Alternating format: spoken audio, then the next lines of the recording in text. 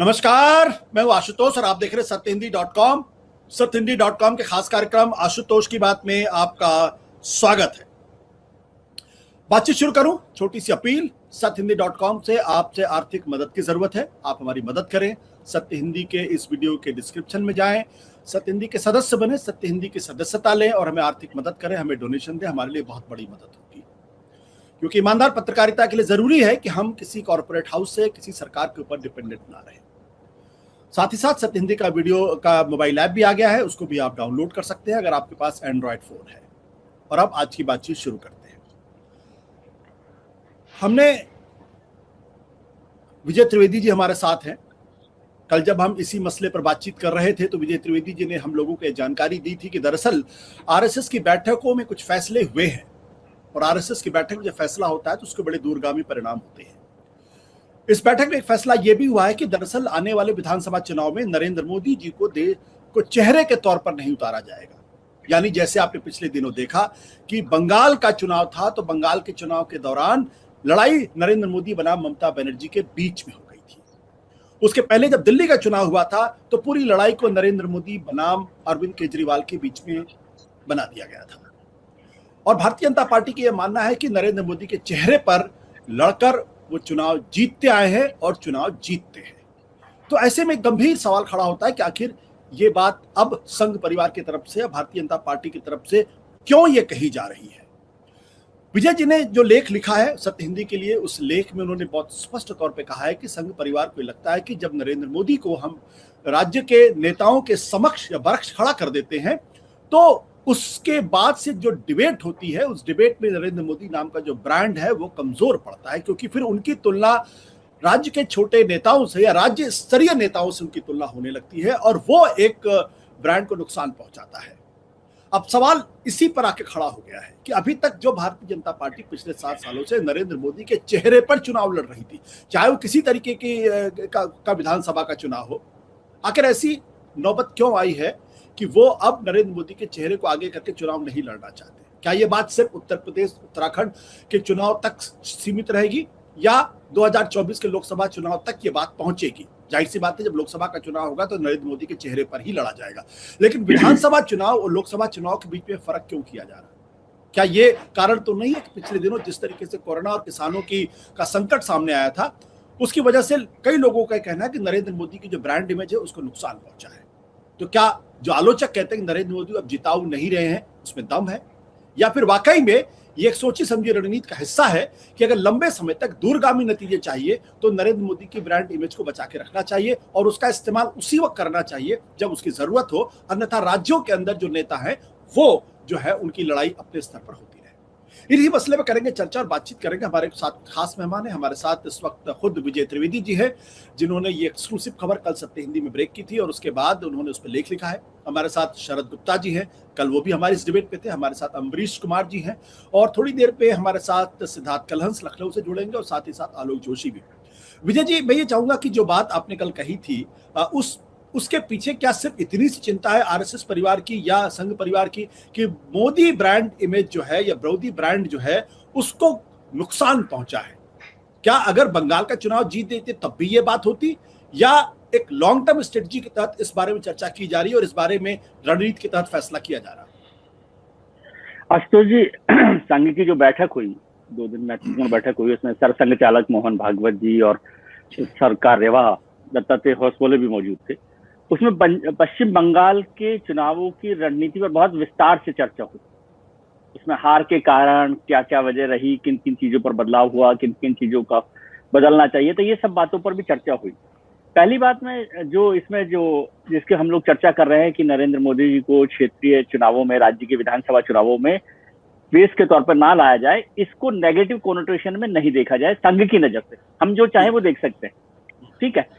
संघ ने उसे नेगेटिव कोनोटेशन के साथ नहीं देखा है, क्योंकि उनका मानना है कि जैसे ब्रह्मास्त्र जिस शब्द का हम इस्तेमाल अक्सर करते हैं इन्वर्टेड्स में, तो ब्रह्मास्त्र का इस्तेमाल हर लड़ाई में नहीं किया जा सकता। आखिरी हथियार के तौर पर इस्तेमाल होता है।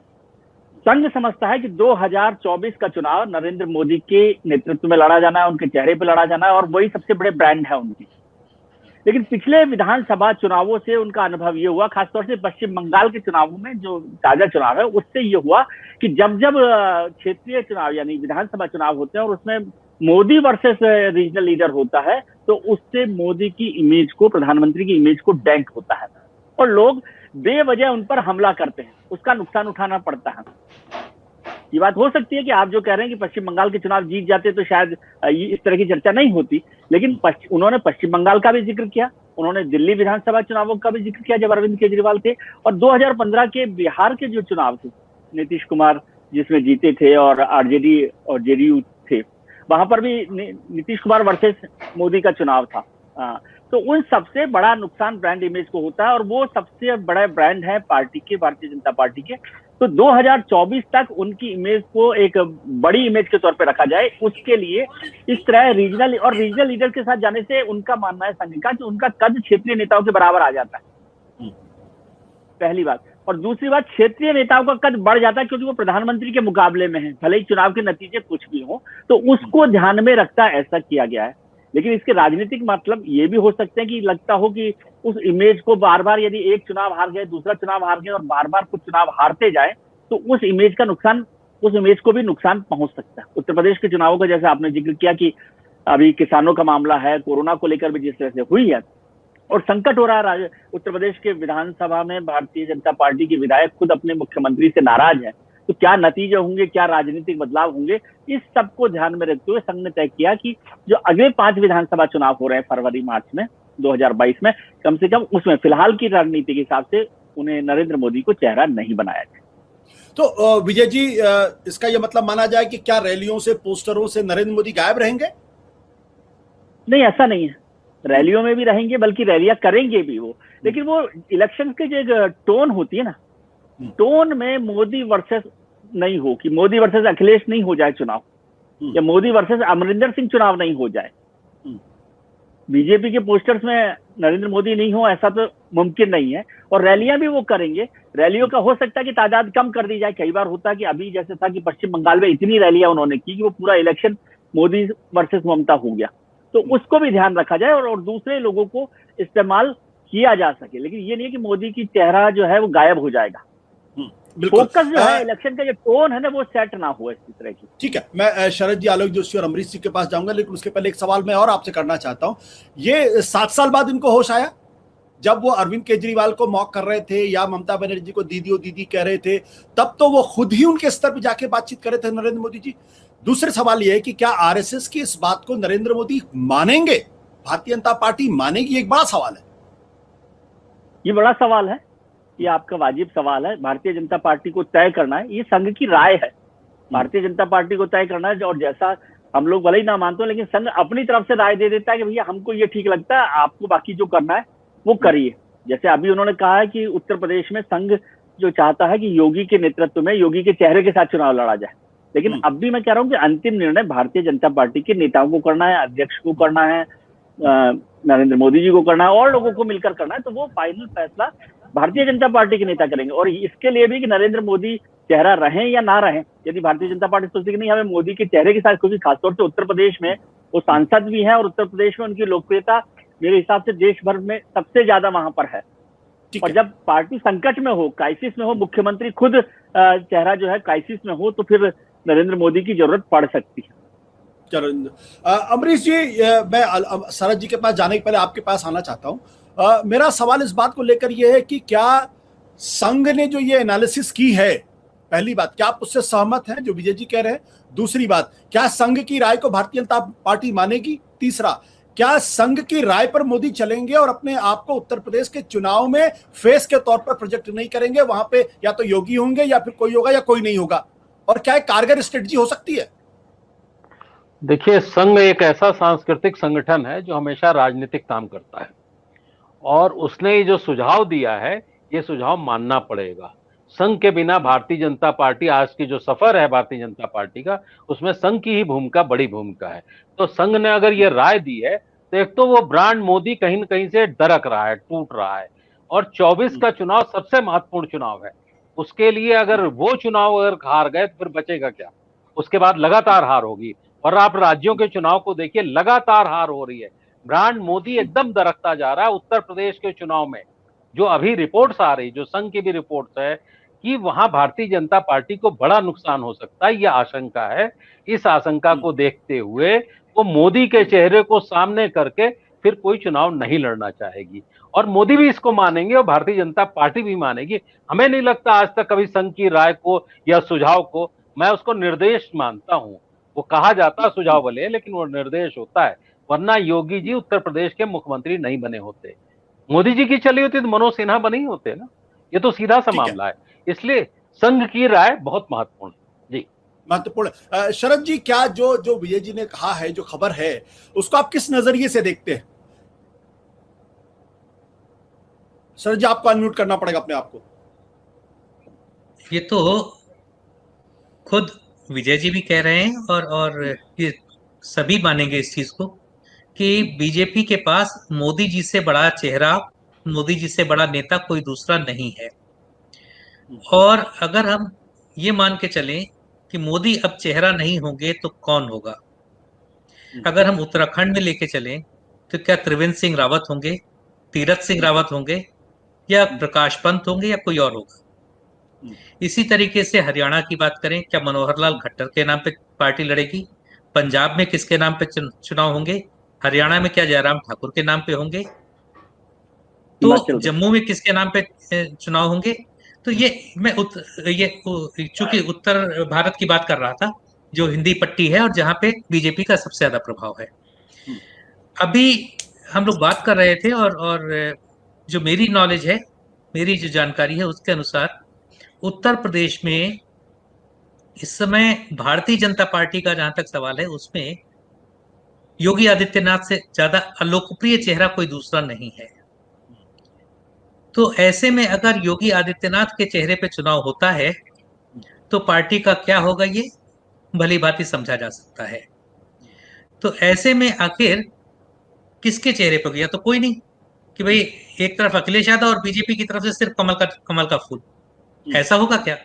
लेकिन जो अभी तक जितने भी चुनाव हुए हैं और अधिकतर चुनावों में बीजेपी ने जहां भी परफॉर्म किया है, जैसा भी परफॉर्म किया है, कुछ जगह पे सरकारें बनाई हैं, कुछ जगह सरकार से थोड़ा सा दूर रह गए, फिर सरकारें बने, कुछ जगह पे जहां कुछ दूर रह के छूट गए।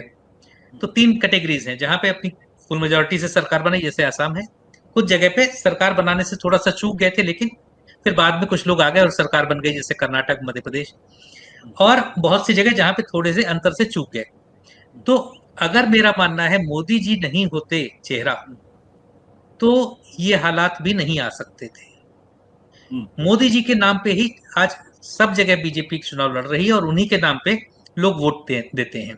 अब देश के किसी भी कोने में चले जाइए कि भाई बीजेपी तो नहीं जानते, सब मोदी जी जानते हैं। तो जो एक समय इंदिरा जी थी, वैसा आज एक पार्टी का पर्याय बन गए हैं मोदी जी। तो मोदी जी के नाम पे अगर चुनाव नहीं होगा तो पार्टी जो आज लोकसभा चुनाव से कहीं 2%, 4% से लेके 10% तक, 8-10% तक कम वोट पाती है। तो मेरा मानना है अगर मोदी जी चेहरा नहीं होंगे तो वो 50% सीधे सीधे कम हो जाएगा। आप ये मान के चलें कि कहीं पे अगर उसको 60% वोट मिले थे तो विधानसभा चुनाव में 30% मान के चलिए कि इससे ज्यादा बीजेपी नहीं पाएगी। और जहां तक बात थी कि संघ का सुझाव है तो क्या मानेंगे योगी मोदी जी?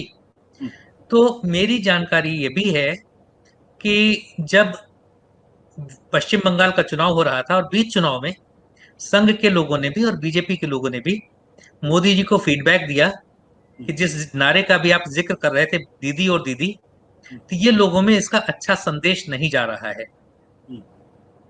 लेकिन मोदी जी ने उस पर कितना ध्यान दिया ये हम लोगों ने सबने देखा। तो मोदी जी एक ऐसे व्यक्ति हैं, वो सुनते सबकी हैं, करते अपने मन की हैं, और उनके मन में क्या है कि किसी को भी नहीं पता होता।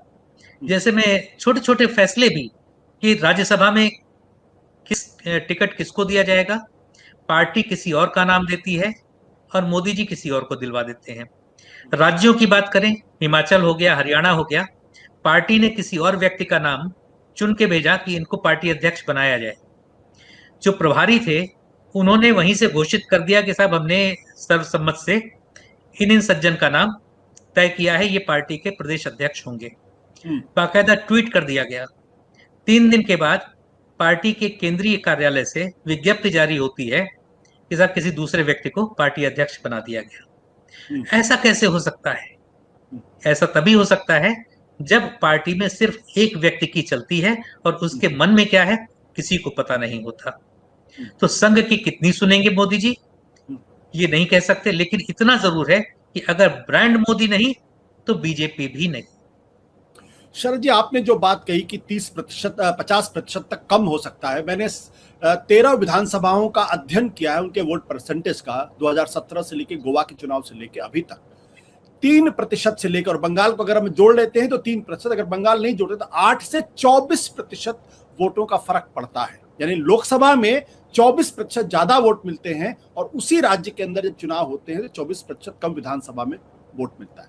ये नरेंद्र मोदी का फर्क है। तो अगर नरेंद्र मोदी अगर कैंडिडेट नहीं है विधानसभा चुनाव में, अगर उनके नाम पे चुनाव नहीं लड़ा जा रहा है तो और भी नुकसान हो सकता है, क्योंकि विधानसभा के चुनाव में ये होता है कि लोगों को मालूम है कि नरेंद्र मोदी मुख्यमंत्री नहीं बनने जा रहे हैं, लेकिन जब प्रधानमंत्री बनने की बात होती है तो आप देख लीजिए मध्य प्रदेश, राजस्थान, छत्तीसगढ़, गुजरात, उत्तर प्रदेश, सब जगह 50% से ज्यादा वोट भारतीय जनता पार्टी को पार्लियामेंट के चुनाव में मिले हैं। ये फर्क आपने कहा, बिल्कुल सही बात आपने की। बस सिद्धार्थ, क्या जो उत्तर प्रदेश के अंदर भारतीय जनता पार्टी बिना नरेंद्र मोदी के चेहरे के चुनाव लड़ सकती है और जीत सकती है? सिद्धार्थ जी, अपने को अनम्यूट करना पड़ेगा आपको। देखिए, प्रश्न ही नहीं उठता है। मैं बिल्कुल इत्तेफाक रखता हूं जो अभी शरद जी ने कहा, और सबसे बड़ी बात यह है कि ठीक है, संघ ने कोई फैसला ले लिया, भारतीय जनता पार्टी का केंद्रीय नेतृत्व भी उससे सहमत है। पता नहीं खुद प्रधानमंत्री मोदी कितना सहमत हैं अथवा नहीं, लेकिन अगर मान लिया कि सामूहिक रूप से ये फैसला ले लिया गया कि आपके बाद जो विधानसभा चुनाव होंगे वहां पर नरेंद्र मोदी चेहरा नहीं होंगे, जो क्षेत्रीय नेतृत्व है उसके चेहरे पर चुनाव लड़ा जाएगा। लेकिन अब प्रश्न, मैं उत्तर प्रदेश की बात कर रहा हूँ, प्रश्न यह है कि क्या उत्तर प्रदेश में चुनाव में बड़े नेता तो कुछ विधानसभा क्षेत्रों में आते हैं और कुछ में नहीं आते हैं, एक साथ 4, 5, 6 विधानसभा के लोगों का एक साथ कर लेते हैं रैली और चले जाते हैं। चुनाव तो लड़ता है विधानसभा में विधायक पद का प्रत्याशी, और क्या विधायक पद का प्रत्याशी वहां के क्षेत्रीय नेतृत्व का चेहरा, उसकी होर्डिंग, उसका पोस्टर, उसका नाम, उसका नारा लगा के चुनाव लड़ेगा? कम से कम उत्तर प्रदेश में, जहां से खुद नरेंद्र मोदी सांसद हैं बनारस के, वहां कोई भी विधायक का प्रत्याशी वो योगी जी का नाम लेकर चुनाव लड़ेगा, ये मैं इस बात को यकीन नहीं कर सकता हूं। उसके बैनर, पोस्टर, उसकी बातों में, गांव-गांव के प्रचार में, उसके व्हाट्सएप पे, हर जगह उसके मोदी ही मोदी रहेंगे, भले ही उनको आधिकारिक तौर पर पार्टी चेहरा बनाए या ना बनाए, लेकिन वहां जो भी प्रत्याशी चुनाव लड़ेगा वो मोदी जी को छोड़कर किसी अन्य को अपना चेहरा सामने रखकर नहीं लड़ेगा। ये तो बिल्कुल निश्चित बात है। अब आप ये देखिए कि कई ऐसे विधानसभा क्षेत्र होंगे, जैसा कि हम लोग पिछले कई दिनों से लगातार बहसों में ये बात सामने आती रही है कि कहीं भूमिहारों की नाराजगी दिखाई पड़ेगी, कहीं ब्राह्मणों की नाराजगी दिखाई पड़ेगी, कहीं किसी अन्य की नाराजगी दिखाई पड़ेगी। तो कौन सा क्षेत्रीय चेहरा ऐसा होगा जो सर्व स्वीकार्य हो सिवाय मोदी के? आप ना रखें मोदी को चेहरे के तौर पे, हर आदमी मांग करेगा कि हमारे यहाँ एक रैली लगवा दीजिए मोदी जी की, हमारे यहाँ एक कार्यक्रम लगवा दीजिए प्रधानमंत्री जी का। जहाँ होगा वो जिले में एक रैली होगी, उस जिले में 10 विधानसभा सीटें होंगी, तो हर विधायक पद का प्रत्याशी वो कोशिश करेगा कि हाथ उठाए हुए मोदी जी के बगल में, उनका हाथ पकड़े हुए मेरी एक फोटो आ जाए, और उस फोटो को अगले दिन, मैं देख चुका हूं उत्तर प्रदेश के विधानसभा चुनाव में कि दूसरे जिले में हो रही होती रैली और भीड़ इकट्ठा करने के नाम पर दूसरी जगह का प्रत्याशी जाता है और कहता बस एक फोटो खिंचवा दीजिए, बस लगा के भीड़ उड़ ला के हम करेंगे काम, हमारी एक फोटो हो जाए बस, ताकि उसी फोटो को रातों रात हम पोस्टर बना के पूरे क्षेत्र भर में बंटवा दें, लगवा डालें। तो अब जब विधायकों का, प्रत्याशियों का ये क्रेज होगा मोदी जी को अपना चेहरा बनाने के लिए, तो करता रहे, केंद्रीय नेतृत्व फैसला ले ले, संघ फैसला ले ले, कोई फैसला ले ले, लेकिन जो चुनाव लड़ रहा है वो किसके नाम पे लड़ रहा है? आप देखें, साक्षी महाराज चुनाव लड़े थे, साक्षी महाराज को लेकर बड़ी नाराजगी थी, वहां पर कई स्थापित नेताओं का चुनाव में टिकट काटा गया था, और कल्याण सिंह उस समय कहीं फिगर नहीं करते थे। साक्षी महाराज के चुनाव क्षेत्र में कल्याण सिंह की होर्डिंगें लग गई थी, मालूम होता है कि जिस व्यक्ति के नाम पर चुनाव में असर पड़ सकता है उसी व्यक्ति का इस्तेमाल करेगा प्रत्याशी उस ठीक है। क्षेत्र विशेष का। तो मुझे लगता है कि कोई भी विधायक का प्रत्याशी इस समय, खास तौर पे अब सभी लोग ये मान रहे हैं कि नाराजगी है, प्रदेश के मुख्यमंत्री से नाराजगी हो सकती है और लोग नेताओं से नाराजगी हो सकती है, लेकिन मोदी जी के नाम पर इस तरह की नाराजगी कम से कम महसूस नहीं कर पा रहे हैं। ठीक है, वो भी सिद्धार्थ, नाराजगी उनके नाम पे महसूस नहीं कर पा रहे हैं। बट सिद्धार्थ एक बात मुझे ये बताइए कि ये कहीं ऐसा तो नहीं कि ये जो मौजूदा जो कॉन्फ्लिक्ट है योगी और नरेंद्र मोदी के बीच में, ये उसका असर है कि भाई नरेंद्र मोदी जी ने धीरे से कम्युनिकेट कर दिया, ठीक है आप अगर अपने बल पे चुनाव लड़ना चाहते हो तो लड़ के देख लीजिए। पिछली बार तो हमारे चेहरे पे चुनाव लड़े थे तो 325 सीटें आई थी, और इस बार अगर आपको लगता है कि आप बड़े तीरंदाज हैं और आप अर्जुन और कृष्ण एक साथ हैं तो फिर आप अपने बल पे चुनाव लड़िए और चुनाव जीत के दिखा दीजिए। मेरी क्या जरूरत है, मैं नहीं प्रचार कर, मैं मेरा चेहरा मत इस्तेमाल करिए। कहीं ये उसका नतीजा तो नहीं है कि जो आरएसएस के माध्यम से धीरे से कम्युनिकेट किया जा रहा है? देखिए, मुझे लगता है कि ये जो बात आपने कही है इतना बड़ा ट्रम्प का कार्ड है कि इसके बाद हाथ पैर डाल देने के अलावा दूसरा कोई चारा नहीं बचता है। कहीं से कोई नहीं, देश भर में कोई मुख्यमंत्री भारतीय जनता पार्टी का वो ये नहीं कह सकता है कि मोदी जी ने कह दिया है कि हमारा चेहरा नहीं होगा, आप जाओ, आप लड़ो, आप जीतो। इस बात की गारंटी कोई मुख्यमंत्री इस बात को मानने को न तैयार होगा। और सबसे बड़ी बात है कि जिन विधायकों को चुनाव में जाना है, अगर उन तक ये मैसेज चला जाएगा तो वो जाकर हाथ पैर जोड़कर कहेंगे कि सही साहब ऐसा है कि हम नहीं मानते, आप चलिए, आप चाहे किसी को बैठा दीजिए, लेकिन हम नहीं मान सकते। तो ये इतना बड़ा रिस्क जो है कि अगर मोदी जी ने हाथ पैर डाल दिए हों या मोदी जी ने कह दिया हो कि जाओ भाई आप सर्वशक्तिमान हो, आप चुनाव लड़ लो अपने बूते, तो ये मैसेज चाहते ही जो अभी तक नजर नहीं आ रहा है वो विद्रोह की स्थिति पैदा हो जाएगी। ठीक है सिद्धार्थ, हमारे देश में एक परंपरा है और हम सब लोग तो इस बहस में शामिल, हम सब लोग कम से कम रामायण और रामचरितमानस से तो अवगत ही हैं कि भरत ने चरण पादुका इस सिंहासन पर रखकर राज किया था लंबे समय तक और उनका शासन अच्छा माना गया था। लोगों ने कहा था कि राम, हम तो राम के वो हैं। और एक और उदाहरण है, जो बात मैंने अभी सिद्धार्थ से कही थी वो इसलिए कही थी क्योंकि कुछ भारतीय जनता पार्टी में इस बात का उदाहरण है कि जब अटल बिहारी वाजपेयी को हटाने की मुहिम उनके प्रधानमंत्री काल में बड़ी लंबी तगड़ी शुरू हो गई और कुछ लोगों ने को लगा कि हम प्राइम मिनिस्टर बन सकते हैं इस देश के, तो उन्होंने एक समारोह था जिसमें कहा था न टायर न रिटायर, आडवाणी जी के नेतृत्व में विजय प्रस्थान। एग्जैक्ट वर्ड था, न टायर न रिटायर, आडवाणी जी के नेतृत्व में विजय प्रस्थान। और उसके बाद कैमरे ने देखा कैसे जो वेंकैया नायडू थे गिरते पड़ते माइक के पास पहुंचे और उन्होंने मतलब सब कुछ बदलने की कोशिश की, नहीं। और उसके बाद जब तक अटल जी रहे, वो प्रधानमंत्री रहे, किसी ने उनको कुछ चुनौती नहीं।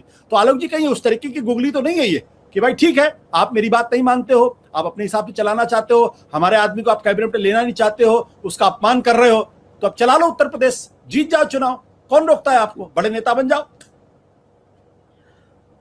देखिए आशुतोष, इसमें कई तरह की बातें आई हैं, गुगली उगली की बात भी हुई है। ये मुझे ये पॉलिटिक्स है, पॉलिटिक्स अर्थमेटिक की तरह चलती नहीं है कि मैं यहाँ से 3 हटा लूंगा तो तुम गिर जाओगे, ये कथा नहीं चलती है। विजय जी इस गणित को हम सब में सबसे गहराई से समझते हैं, तो वो अगर ये सिद्धांत लाए हैं, किसी जानकारी के आधार पर लाए हैं, तो ये मेरा ख्याल है बहुत सोच विचार के हुआ है। और एक किस्सा सुनाऊंगा, मेरा बचपन का किस्सा है। हमारे एक मित्र थे, एक दिन उनके पिताजी से कुछ छन गई, पिताजी ने गुस्से में कहा कि तुम ऐसा करोगे तो मैं तुम्हें अपनी जायदाद से बेदखल कर दूंगा। और भाई घुमा और उसने कहा जायदाद, इस टूटे हुए मकान को जायदाद कहते हो? तो सीन ये है, इस वक्त कौन किसको किस चीज से बेदखल कर देगा, ये झगड़ा बड़ा मुश्किल है। इस वक्त फंसा हुआ खेल ये है कि आप चुनाव जीत पाएंगे कि नहीं, और कौन कितना लोकप्रिय है, ये प्रश्न इस वक्त है नहीं। इस वक्त प्रश्न ये है कि कौन कितना अलोकप्रिय है, किससे लोग ज्यादा नाराज हैं, किसके चेहरे को देखकर लोग भड़क जाएंगे और पिटाई करने दौड़ेंगे, ये प्रश्न है। इसलिए इस वक्त जो कैंडिडेट अपने दम पे चुनाव लड़ने की स्थिति में हैं, उनको तो अपने ही चेहरा चाहिए। और मैं एक जगह पर जो शरद जी ने कहा, मैं उस बात से इत्तेफाक नहीं रखता हूं कि भारतीय जनता पार्टी को लोग नहीं जानते हैं, नरेंद्र मोदी को जानते हैं। मेरा ख्याल है इस पार्टी को इस बात का क्रेडिट दिया जाना चाहिए। अब तक इस अवस्था में भी जब नरेंद्र मोदी इतनी बड़ी शख्सियत बन चुके हैं, आज भी वो पार्टी व्यक्तियों से बड़ी है। जो दूसरी पार्टियों में जो जो परिस्थिति, जो स्थिति नहीं है। और उसकी एक बड़ी वजह उसके पीछे खड़ा हुआ राष्ट्रीय स्वयंसेवक संघ का संगठन है। ऐसा नहीं हो सकता है कि आप कहें कि नहीं, आज मैं तय कर लूं कि मैं पार्टी से बड़ा हो गया, मैं संगठन से बड़ा हो गया। तो अभी मुझे नहीं लगता है कि वो स्थिति आई है कि संगठन पीछे हट जाएगा और उसके बाद भी ये नेतागिरी बनी रहेगी। इस नेतागिरी के कई इंग्रेडिएंट्स हैं। जो एक अच्छी चाय बनाने का हुनर होता है, वो उसमें अगर एक भी चीज कम ज्यादा हो गई तो फिर उसका स्वाद खराब हो जाता है। तो मुझे ऐसा लगता है कि ये किस तरह से और इसके क्या निष्कर्ष निकलते हैं अलग बात है, लेकिन चेहरा सामने रखना, ये जिस अंदाज में कहा गया, पश्चिम बंगाल के चुनाव को लेकर ये बात बड़े पैमाने पे चल रही थी। आज भी ये सवाल उठ रहा है ना कि भाई मोदी जी की दाढ़ी कब छंटेगी, क्या अब ये दाढ़ी बढ़ती रहेगी? तब तो ये था कि बंगाल का चुनाव सामने है तो टैगोर की छवि बन रही है, अब क्या सामने है, अब कौन सी छवि बनाई जा रही है, प्रश्न ये है। तो इससे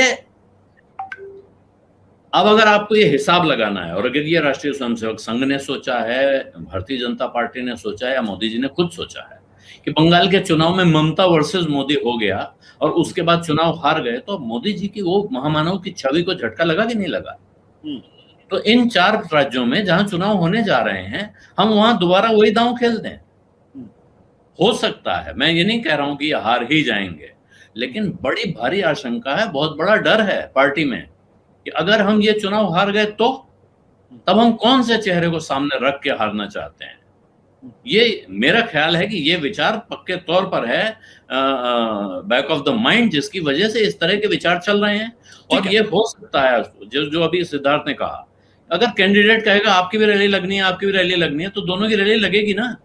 आप ये कर नहीं सकते हैं जो अब तक का रिकॉर्ड है उसमें कि आप कहें कि नहीं इस बार तो हम आराम करेंगे। ये आराम करने वाले लोग तो हैं, हर चुनाव में आखिरी दिन तक लड़ते हैं, आखिरी वक्त तक दम लगाते हैं।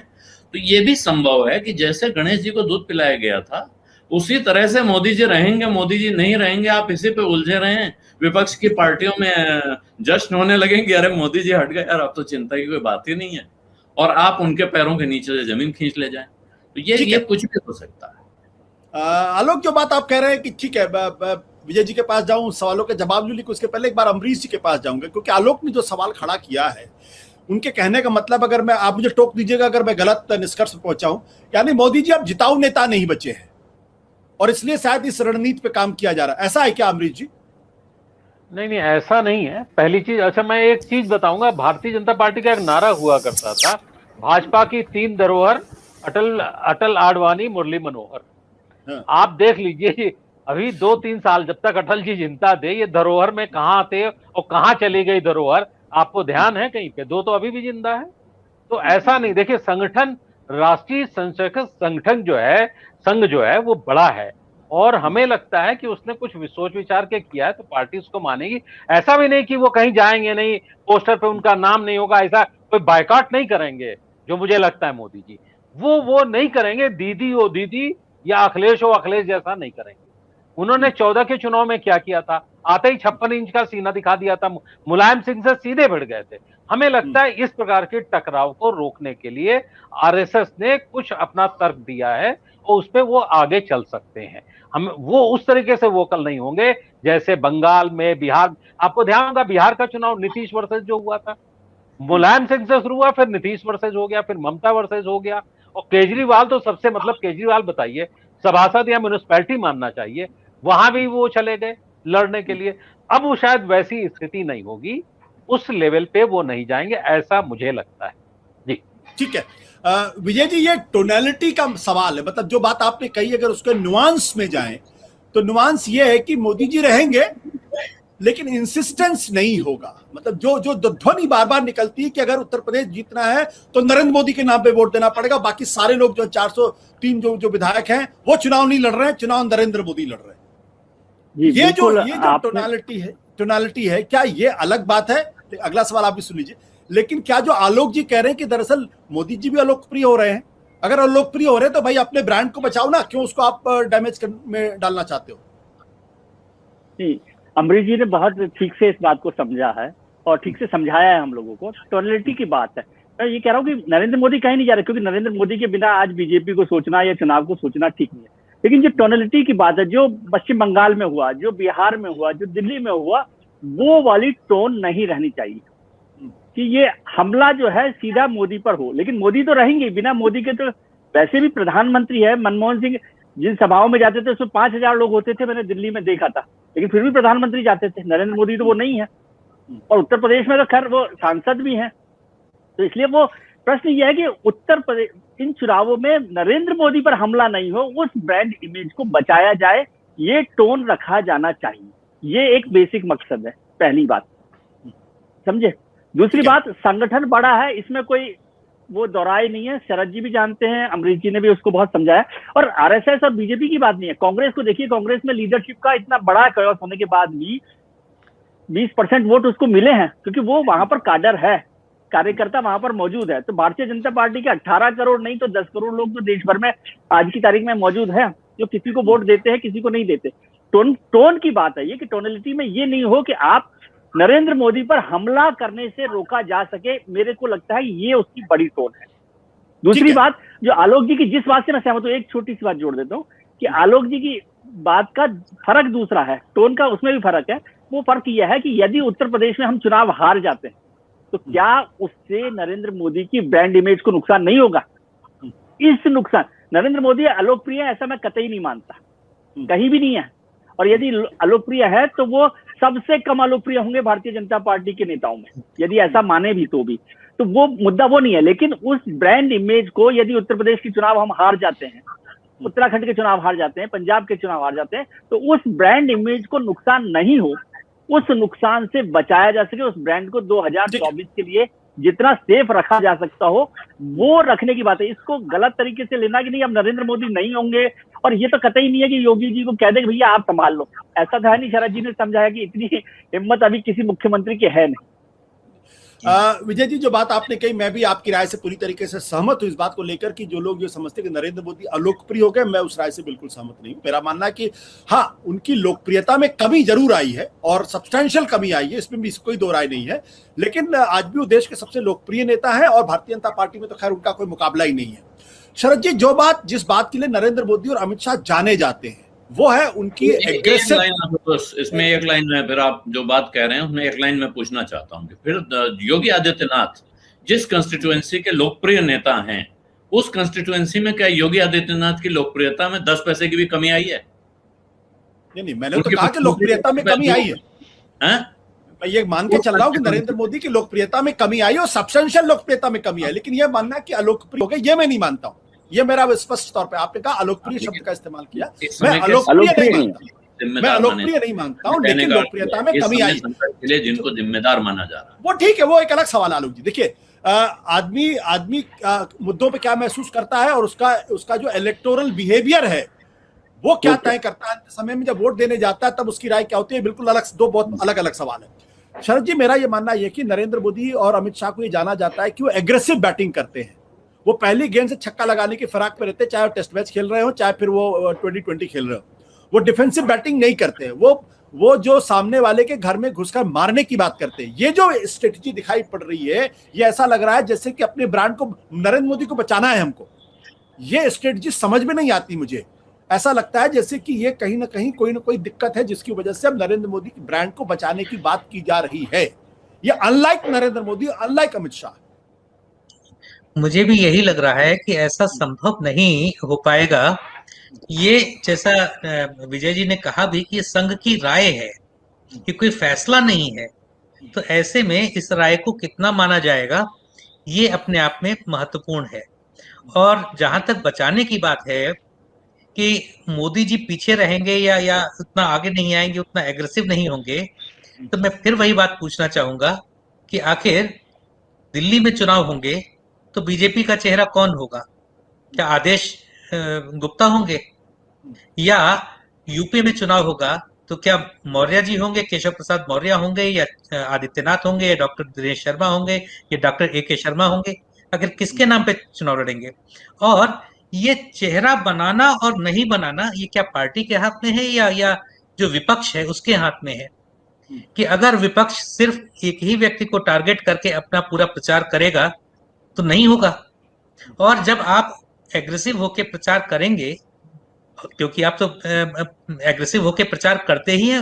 एक्चुअली बीजेपी का एक सेट पैटर्न बन गया है कि उन्होंने जैसे जैसे टूल किट कहिए या जे उन्होंने फॉर्मूला बना लिया है कि कैसे करना है। बूथ लेवल तक कमेटियां बनानी है, पन्ना प्रमुख बनाने हैं, और जिसको प्रशांत किशोर ने भी कहा था कि BJP believes in slog over batting, कि जो आखिरी का 3-4 दिन 5 दिन होते हैं उसमें जो वो जिसको कहते हैं कि बिल्कुल एकदम बॉम्बार्डिंग, तो गली गली मोहल्ले मोहल्ले में बीजेपी के एमपीज, विधायक, नेता, मुख्यमंत्री, केंद्रीय मंत्री, तो हर गली गली मोहल्ले मोहल्ले में घूमते हैं।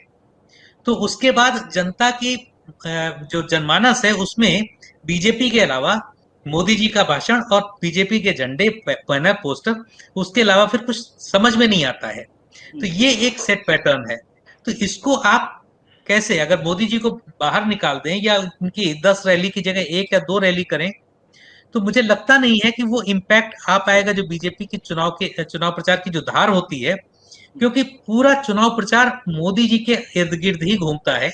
और जैसे मैंने कहा भी कि वो इस समय एकमात्र नेता बचे हैं, और खुद जिसको नंबर 2 का, जैसे भी आपने खुद भी कहा कि अमित शाह जी, तो अमित शाह खुद एक इंटरव्यू में कह चुके हैं कि किसी ने पूछा कि साहब आप मोदी जी के इतना करीब हैं, तो उन्होंने कहा ये मुझे बिल्कुल गलतफहमी नहीं है कि मैं मोदी जी के सबसे करीब हूँ। मोदी जी हर व्यक्ति को टास्क देते हैं, और जो व्यक्ति उनके टास्क को पूरा करता है वो उसको लोग समझते हैं कि उसके करीब है। तो मेरी उपयोगिता तभी तक है जब तक मैं उनके द्वारा दिए गए कार्यों को संपादित कर पा रहा हूँ। जिस दिन मैं काम नहीं कर पाऊंगा उस दिन मैं बाहर हो जाऊंगा। तो मुझे इस बात में कोई गलतफहमी नहीं। तो मोदी जी एकदम हार्ड टास्क मास्टर हैं, वो काम देते हैं और लेना जानते हैं लोगों से। ठीक है विजय जी, आप कुछ इंटरव्यू करना चाह रहे थे और उसके बाद नहीं, मैं इस पर केवल एक लाइन ही जोड़ रहा था कि असम और पश्चिम बंगाल दोनों के चुनावों के प्रचार को और टोन को देखेंगे तो इस अंतर को आप समझ सकते हैं। असम में क्या चुनाव प्रधानमंत्री नरेंद्र मोदी के चेहरे पर या उस टोन पर लड़ा गया, जबकि वहां तो सीएए का मुद्दा बड़ा मुद्दा था। लेकिन वहां पर बीजेपी ने कोशिश की कि वो प्रधानमंत्री नरेंद्र मोदी के वर्सेस चुनाव नहीं हो। बदरुद्दीन क्या चुनाव वो लड़ पाए? कांग्रेस ने नरेंद्र मोदी के खिलाफ चुनाव लड़ा क्या? वो असम का चुनाव नहीं हो पाया, लेकिन पश्चिम बंगाल का हो गया। ये जो टोन का फर्क है, इस फर्क को समझेंगे हम तो सारी बातों को समझ आ पाएगा कि किस तरह से काम कर रहा है। और शरद जी तो उत्तर प्रदेश को जानते हैं, अमरीश जी जानते हैं, या सारे लोग बैठे हुए हैं जो हम सबसे ज्यादा उत्तर प्रदेश को समझते हैं। भारतीय जनता पार्टी का जितना वोटर है वहां पर, चाहे वो योगी से नाराज हो जाए, क्या वो भारतीय जनता पार्टी के खिलाफ वोट देगा? विजय जी वो एक अलग सवाल, लेकिन जो बात आपने असम का सवाल उठाया, असम में दरअसल भारतीय जनता पार्टी को नरेंद्र मोदी के चेहरे की जरूरत नहीं पड़ी, क्योंकि वहां पे हेमंत बिस्वा शर्मा जैसा शख्स था और विपक्ष में कोई नहीं था। लेकिन बंगाल में नरेंद्र मोदी के नाम को नहीं बढ़ाते तो ममता बनर्जी का कद इतना बड़ा था, टोन का फर्क क्या रहा? इतना बड़ा कद था कि वो दिलीप घोष से कोई लड़ाई नहीं हो सकती थी वहां पे। अमरीश जी, आपको जोड़ना चाहते हैं इसमें? जी, मेरा ये कहना था कि जो आपने बात कही कि देखिए, भाजपा की संघ की चिंता वजीर को बचाने की है, लेकिन एक चीज ध्यान रखिए, उत्तर प्रदेश में सबसे ज्यादा अगर हमला होगा तो योगी और मोदी पे होगा। विपक्ष तैयारी किए हुए मोदी पे हमला करने की, ये ध्यान रखिएगा। इसलिए सबसे बड़ी चिंता है इस समय, क्योंकि मोदी, ये नहीं है कि मोदी अगर अपना टोन डाउन भी कर लें, विपक्ष पूरी तैयारी में है, वो मोदी को छोड़ने नहीं जा रहा। जैसे बंगाल में हुआ, बंगाल के बाद उत्तर प्रदेश में कोरोना की जो स्थिति हुई है, उसको देखते हुए सबसे ज्यादा अगर हमला झेलना है तो मोदी को झेलना है, योगी को उससे कम झेलना है।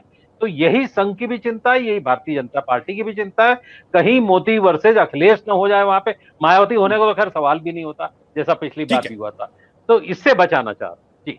ठीक है, सिद्धार्थ, क्या आपको लगता है कि अगर उत्तर प्रदेश के अंदर ये हो गया कि नहीं, मोदी जी का चेहरा हम आगे लेके नहीं जाएंगे, योगी जी के चेहरे को लेके जाएंगे, तो भारतीय जनता पार्टी की नैया पार हो जाएगी?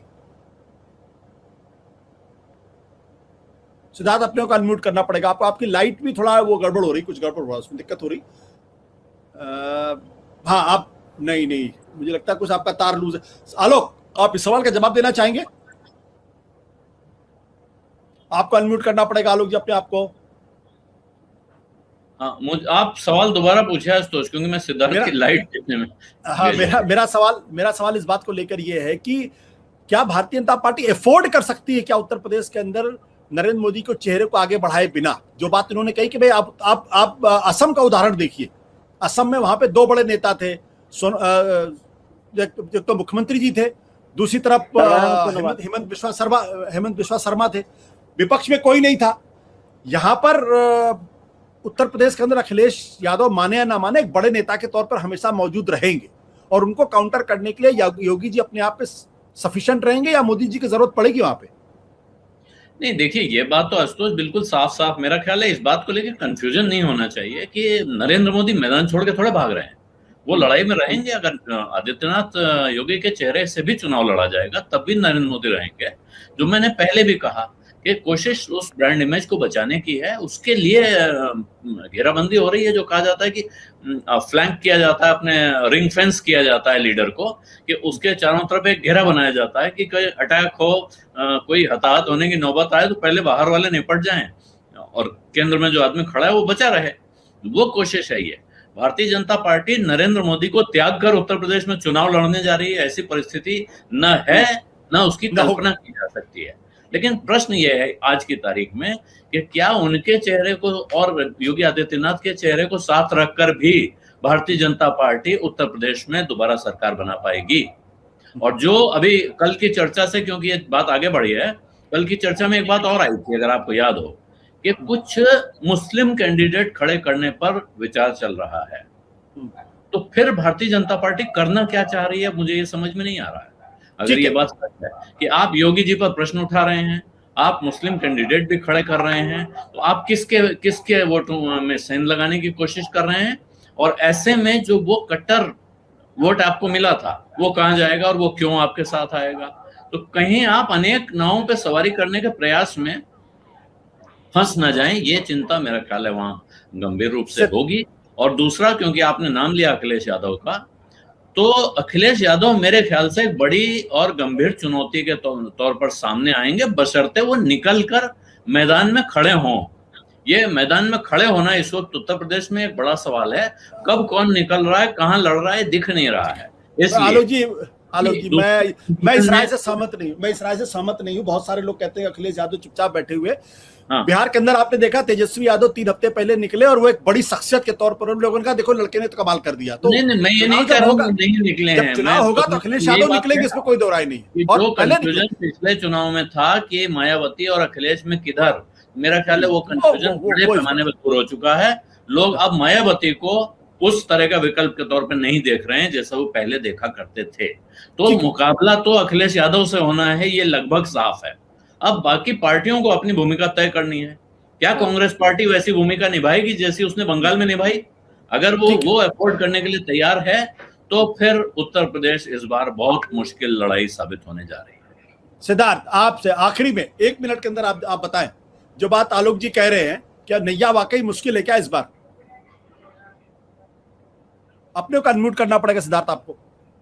मैं कर देता हूं। हाँ बोलिए।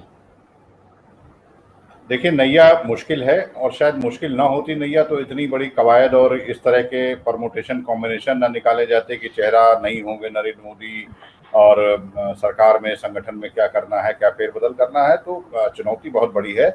एक बात जो अभी आलोक जी ने कही ना, बशर्ते अखिलेश यादव निकलें। देखिए, तरीके बदल गए हैं, लड़ाई के तरीके बदल गए हैं। मुझे लगता है कि अखिलेश यादव जिस कदर व्यूह रचना कर रहे हैं, आधुनिक समय में चुनाव लड़ने का और किलेबंदी करने का ये बड़ा यूनिक तरीका अपना रहे हैं। जिस तरह से पश्चिम से शुरुआत करते हैं, पूरब में इस समय उनकी पिसाच चल रही है। पश्चिम में आप देखिए जाट, जाटो, मुस्लिम, ये सारा उन्होंने, राष्ट्रीय लोकदल, चंद्रशेखर रावण, सैनी, काची बिरादरी का जो पार्टी थी, महान दल, ये सारे लोगों को एक फोल्ड में लिया है। पूर्वी उत्तर प्रदेश में राजभर की पार्टी, निषाद का जिस तरह से रुख हम देख रहे हैं, अपना दल से जिस तरह से बातें कर रहे हैं, तो देखिए अखिलेश यादव थोड़ा सा जैसे मुलायम सिंह का जो तरीका सड़क पर उतर के लाठी खाने वाला है, थोड़ा सा उन्होंने चेंज करते हुए और उस तरीके से अपनी व्यू रचना कर रहे हैं। वो इस बात से मैं मुतमईन नहीं हूँ कि अखिलेश यादव सड़क पर उतर आए और जमीन पे उतर आए और कॉन्स्टिट्यूंसी अभी से जाना शुरू कर दें।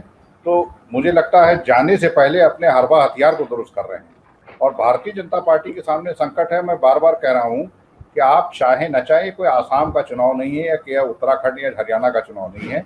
आप चाहे न चाहें, जैसे कि अभी प्रियंका गांधी नहीं होंगी, कांग्रेस की तरफ से नेता नहीं होंगी, लेकिन चुनाव जीते हारे जो भी फैसला होगा यही कहा जाएगा ना, प्रियंका आई, प्रियंका केस हो गई, ध्वस्त हो गई, ये हो गया। ठीक है। तो योगी और मोदी पर ही चुनाव होगा उत्तर प्रदेश का, और हर चीज वहीं से तय नहीं होगी। तय कुछ भारतीय जनता पार्टी का कार्यकर्ता भी करेगा, कुछ विधायक का प्रत्याशी भी करेगा, कुछ संगठन भी करेगा, स्थानीय स्तर का संगठन भी करेगा। वो किसके चेहरे को आगे करके चलता है, ये बड़ा महत्वपूर्ण हो जाता है। बिल्कुल। और मुझे लगता है कि बातचीत काफी गंभीर मुकाम पे आकर रुक गई है और अभी चुनाव 8 महीने बाकी है, इसलिए भी कुछ भी कहना हमारे ख्याल से जल्दबाजी होगी। लेकिन अगर भारतीय जनता पार्टी के मन में, आरएसएस के मन में अगर कुछ नई रणनीति चल रही तो इसका स्वागत भी किया जाना चाहिए। इस लिहाज से करना चाहिए, कम से कम वो संकट को पहचान के उससे निपटने का रास्ता खोजने की कोशिश कर रहे हैं। लेकिन जो सवाल अभी आलोक जी ने उठाया कि भाई विपक्ष क्या कर रहा, अगर सिद्धार्थ की बातों को माने तो विपक्ष एक नई तरीके की व्यूहरचना कर रहा है, यानी अखिलेश यादव नए तरीके की व्यूहरचना कर रहे हैं। अब इनमें कौन कामयाब होगा, कौन नहीं कामयाब होगा, सत्य हिंदी देखते रहिए, हम आपको लगातार जानकारी देते रहेंगे। धन्यवाद, नमस्कार, शुक्रिया।